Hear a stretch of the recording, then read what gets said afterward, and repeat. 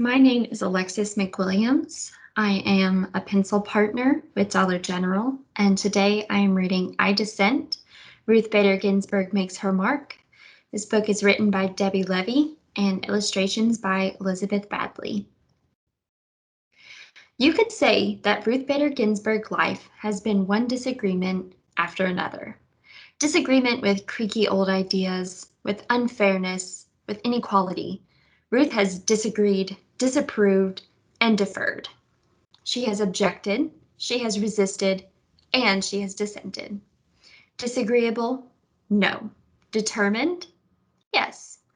This is how Ruth Bader Ginsburg changed her life and ours. In 1940, Little Ruth's neighborhood was vibrant with immigrants. People from Italy, Ireland, England, Poland, and Germany. Jews from Russia, like Ruth's father, Nathan Bader. People from different cultures with different holidays, foods, and traditions. But in all these families in Brooklyn, New York, and in families everywhere, one thing was the same. Boys were expected to grow up, go out in the world, and do big things. Girls were expected to find husbands. Celia Amster Bader thought girls should have the chance to make their mark on the world, so she took Ruth to the library. On the shelves were stories of girls and women who did big things. Ruth read about Nancy Drew, girl detective. She discovered Amelia Earhart, daring aviator. She learned of Athena, goddess of Greek myths. Here were independent girls and women taking charge. Ruth read her way into this world. Around her, the sweet scent of books blended with savory aromas from the Chinese restaurant downstairs. Delicious. A girl could be anything. Sometimes Ruth and her parents took car trips out of the crowded city. As they drove past a hotel in Pennsylvania, Ruth saw a sign. No dogs or Jews allowed. This is how it was in those days. Hotels, restaurants, even entire neighborhoods announcing no Jews, no colored, no Mexicans, whites only. Ruth and her family were Jewish. This was prejudice, pure and simple. Now it was Ruth's turn to disagree, and she disagreed by never forgetting how it felt to read such words. She never forgot the sting of prejudice.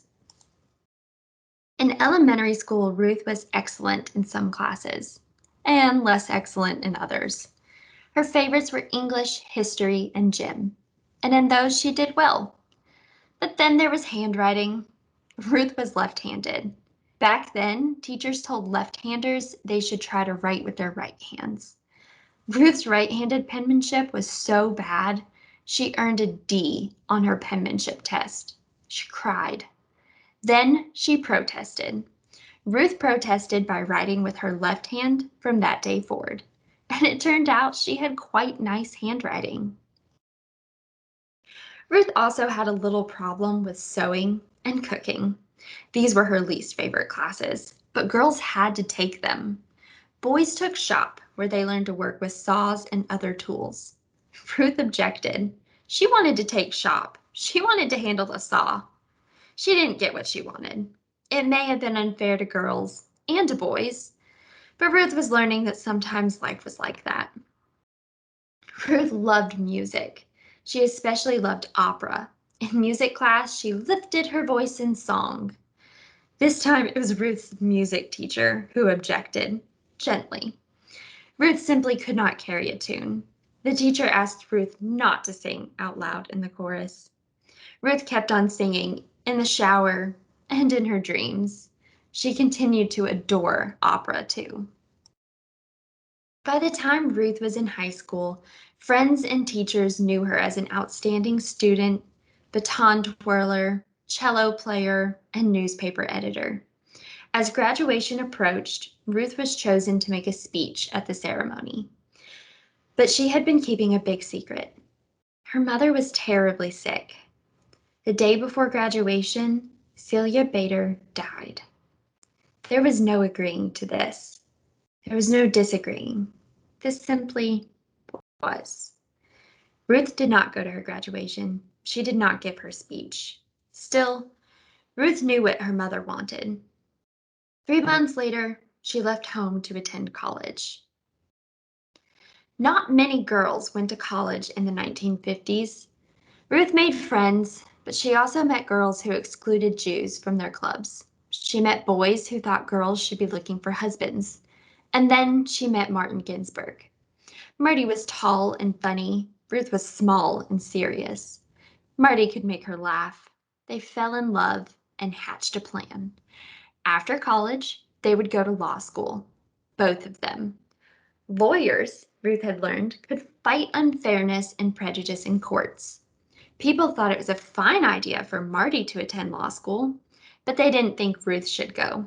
A lady lawyer? People disapproved. Ruth disapproved right back. So did Marty. They got married, they went to law school, and they had a baby, Jane. Ruth's law school class had a total of 9 women and 500 men. She studied mightily and tied for first place in the class. And yet, at graduation time, no one would hire this brilliant new lawyer. Why not? She was a woman. Men didn't want to work with a woman. She was a mother. Men thought a mother wouldn't pay attention to work. She was Jewish. Many people were still prejudiced. That was 3 strikes against her. But Ruth was not out. She resisted and persisted. Finally, a judge hired her, and she worked like mad for him. After that, one law school hired her, and then another. Ruth became one of the few female law professors in the whole country, and she did it with a new baby at home, James. Ruth had disagreed and worked her way into being a lawyer and professor, but around her, other women were excluded from jobs. When they did get jobs, they earned less than men. They were kept out of important roles in courts and government. To make matters worse, the Supreme Court of the United States, the highest court in the land, approved all this.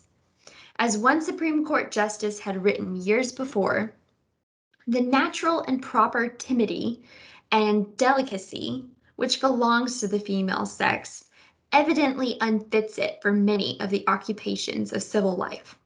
In other words, women and girls were too shy and weak to do big things in the world.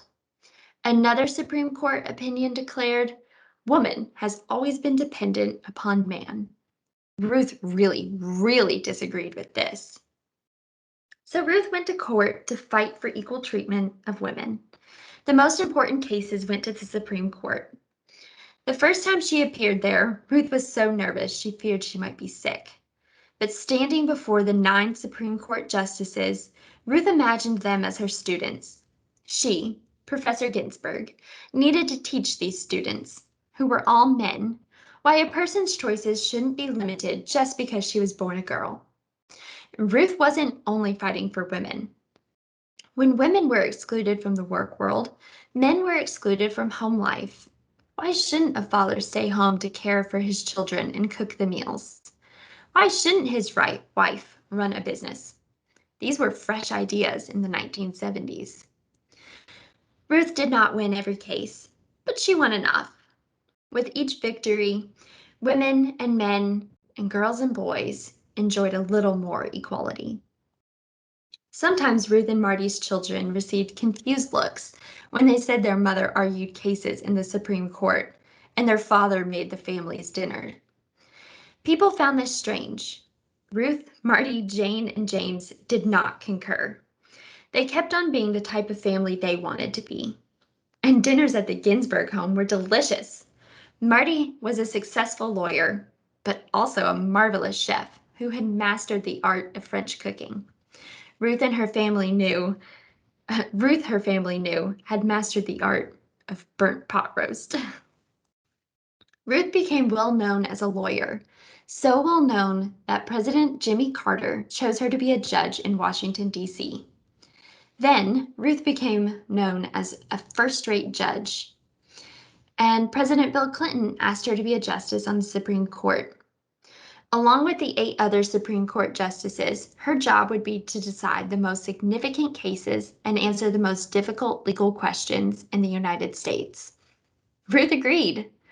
In 1993, Justice Ruth Bader Ginsburg became the first Jewish woman on the nation's highest court.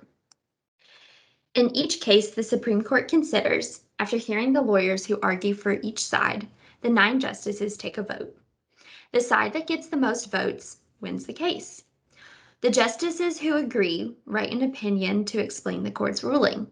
When Justice Ginsburg votes with the winning side, she wears a special lace collar over her robe. But many times, when the Supreme Court announces a decision, Justice Ginsburg disagrees. "I dissent," she says, and she writes her own opinion explaining why. Plus, she wears a different collar, just for dissenting. "I dissent," Justice Ginsburg said when the court wouldn't help women or African Americans or immigrants who had been treated unfairly at work.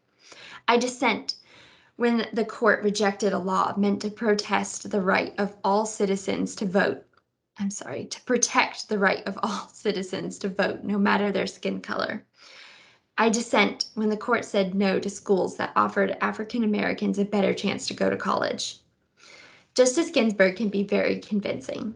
In one dissent, she explained why the court was wrong to rule against women workers who were fighting to get paid the same as men. Congress and the president agreed with her and passed a law to undo the court's ruling. Justice Ginsburg has disagreed most often with the legal views of Justice Anton Scalia. But they didn't just complain. "I dissent. No, I dissent." They shared their conflicting ideas. Each pointed out weaknesses in the other's arguments. And after the opinions were written, the 2 justices had fun with each other. They didn't let disagreements about law get in the way of a long friendship. Justice Ginsburg is now the oldest member of the Supreme Court. Some people have said she should quit because of her age. Justice Ginsburg begs to differ. She works as hard as ever. She exercises in the gym. She never misses a day in court. She attends the opera, gives speeches, and travels. Many have cheered Justice Ginsburg for her persistence and independence. They have called her a rock star, a queen, a goddess, a hero. Of course, Ruth Bader Ginsburg isn't a rock star, a queen, or a goddess. But to many, she is a hero. She made change happen, and she changed minds. She cleared a path for people to follow in her footsteps. Girls in college, women in law school, and everyone who wants to be treated without prejudice. Her voice may not carry a tune, but it sings out for equality. Step by step, she has made a difference. One disagreement after another. The end. Additionally, here are some pictures of the real life Ruth Bader Ginsburg, who actually passed away this year, but not without making her mark, right? Ruth Bader Ginsburg makes her mark. And this quote, "Fight for the things that you care about, but do it in a way that will lead others to join you."